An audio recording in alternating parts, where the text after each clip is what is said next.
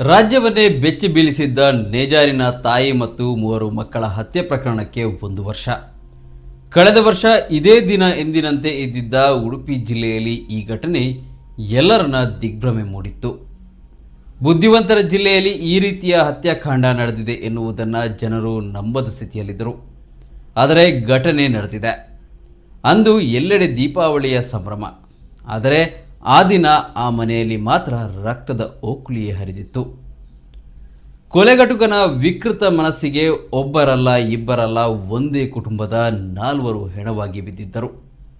ಇದು 2023ರ November 12ರಂದು Malpe police ಠಾಣಾ ವ್ಯಾಪ್ತಿಯ ನೇಜಾರಿನ ತೃಪ್ತಿ ಲೇಔಟ್ನಲ್ಲಿ ನಡೆದ ತಾಯಿ ಮತ್ತು 3 ಮಕ್ಕಳ ಬರ್ಬರ ಹತ್ಯೆ ಪ್ರಕರಣದ ಭೀಕರತೆಗೆ 1 ವರ್ಷ ತುಂಬಿದೆ. ಸಂಸಾರಿಯಾಗಿದ್ದ ಆರೋಪಿ ಪ್ರವೀಣ್ ಅರುಣ್ ಚೌಗುಲೆ ಬೆಂಗಳೂರಿನ ಪರಪ್ಪನ ಅಗ್ರಹಾರದಲ್ಲಿದ್ದಾನೆ. ಹಸೀನಾ, ಐನಾಜ್, ಅಫ್ನಾನ್, ಆಸಿಮ್ ಹತ್ಯೆಯಾದವರು. ಮಂಗಳೂರಿನ ವಿಮಾನ ನಿಲ್ದಾಣದಲ್ಲಿ ಏರ್ ಇಂಡಿಯಾ ಎಕ್ಸ್ಪ್ರೆಸ್ ಸಂಸ್ಥೆಯಲ್ಲಿ ಗಗನಸಖಿಯಾಗಿ ಕರ್ತವ್ಯ ನಿರ್ವಹಿಸುತ್ತಿದ್ದ ನೇಜಾರಿನ ನೂರ್ ಮೊಹಮ್ಮದ್ ಪುತ್ರಿ ಐನಾಜ್ ಮೇಲಿನ ಅತಿಯಾದ ವ್ಯಾಮೋಹದಿಂದ ಅದೇ ಸಂಸ್ಥೆಯಲ್ಲಿ ಕೆಲಸ ಮಾಡುತ್ತಿದ್ದ ಮಹಾರಾಷ್ಟ್ರದ ಸಾಂಗ್ಲಿ ಮೂಲದ ಪ್ರವೀಣ್ ಪ್ರದೀಪ್ ಚೌಗುಲೆ ನವೆಂಬರ್ 12ರಂದು ಕೊಲೆಗೆ ಯೋಜನೆ ರೂಪಿಸಿದ್ದನು. ಅದೇ ರೀತಿ ಯಾವುದೇ ಸುಳಿವು ಲಭಿಸದಂತೆ ತನ್ನ ಕಾರನ್ನು ಹೆಜಮಾಡಿ ಟೋಲ್ಗೆ ಮೊದಲೇ ನಿಲ್ಲಿಸಿ ಆಟೋ, ಬಸ್, ಬೈಕ್ಗಳ ಮೂಲಕ ನೇಜಾರು ತಲುಪಿದ್ದನು. ಅಲ್ಲಿ ಬೆಳಗ್ಗೆ 9 ಗಂಟೆ ಸುಮಾರಿಗೆ ಐನಾಜ್ ಮನೆಯೊಳಗೆ ಹೋದ ಪ್ರವೀಣ್ ಐನಾಜ್ ಮತ್ತು ತಡೆಯಲು ಬಂದ ಆಕೆಯ ತಾಯಿ ಹಸೀನಾ, ಅಕ್ಕ ಅಫ್ನಾನ್ ಹಾಗೂ ತಮ್ಮ ಆಸಿಮ್ನನ್ನು ಬರ್ಬರವಾಗಿ ಚೂರಿಯಿಂದ ಕೊಲೆಗೈದು ಪರಾರಿಯಾಗಿದ್ದನು. ಮನೆಯಲ್ಲಿದ್ದ ಹಸೀನಾರ ಅತ್ತೆ ಹಾಜಿರಾ ಚೂರಿ ಇರಿತಕ್ಕೆ ಒಳಗಾಗಿ ಪ್ರಾಣಾಪಾಯದಿಂದ ಪಾರಾಗಿದ್ದರು. ಈ ಬಗ್ಗೆ ಮಲ್ಪೆ ಪೊಲೀಸ್ ಠಾಣೆಯಲ್ಲಿ ಪ್ರಕರಣ ದಾಖಲಾಗಿತ್ತು. ತನಿಖೆ ನಡೆಸಿದ ಪೊಲೀಸರು ನವೆಂಬರ್ 14ರಂದು ಬೆಳಗಾವಿ ಜಿಲ್ಲೆಯ ರಾಯಬಾಗ ತಾಲೂಕಿನ ಕುಡುಚಿ ಪೊಲೀಸ್ ಠಾಣಾ ವ್ಯಾಪ್ತಿಯಲ್ಲಿ ಆರೋಪಿಯನ್ನು ಬಂಧಿಸಿದ್ದರು.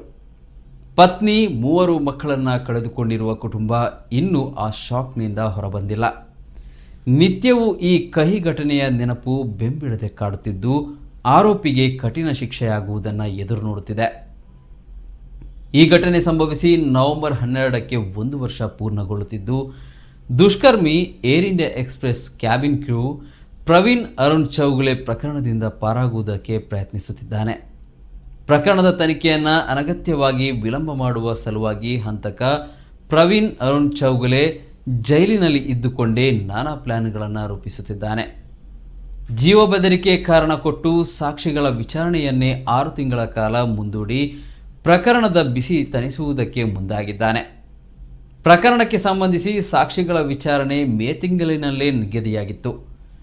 ಆರೋಪಿ ಅರುಣ್ ಕೃತ್ಯ ನಡೆಸಿದ ಸ್ಥಳ ಮಹಜರು ಸಮಯದಲ್ಲಿ ತನ್ನ ಮೇಲಾದ ದಾಳಿ ಯತ್ನದ ಎಫ್ಐಆರ್ ಅನ್ನೇ ಮುಂದಿಟ್ಟುಕೊಂಡು ಹೈಕೋರ್ಟ್ಗೆ ರಿಟ್ ಅರ್ಜಿ ಸಲ್ಲಿಸಿದ್ದ. ಈ ಪ್ರಕರಣದ ವಿಚಾರಣೆ ಉಡುಪಿಯಲ್ಲಿ ನಡೆದರೆ ನನಗೆ ಜೀವ ಬೆದರಿಕೆ ಇದ್ದು ನ್ಯಾಯಾಲಯದಲ್ಲಿ ನ್ಯಾಯ ಸಿಗುವ ಸಾಧ್ಯತೆ ಕಡಿಮೆ ಇದೆ. ಹೀಗಾಗಿ ಈ ಪ್ರಕರಣದ ವಿಚಾರಣೆಯನ್ನು ಬೆಂಗಳೂರಿಗೆ ವರ್ಗಾಯಿಸುವಂತೆ ಅರ್ಜಿ ಸಲ್ಲಿಸಿ ಕೇಳಿಕೊಂಡಿದ್ದ. ಈ ಬಗ್ಗೆ ಸಾಕಷ್ಟು ವಿಚಾರಣೆ ನಡೆಸಿದ್ದ ನ್ಯಾಯಾಲಯ ಪ್ರಕರಣದ ಗಂಭೀರತೆ ಅರಿತು ಆರೋಪಿಯ ಅರ್ಜಿಯನ್ನು ತಿರಸ್ಕರಿಸಿತು.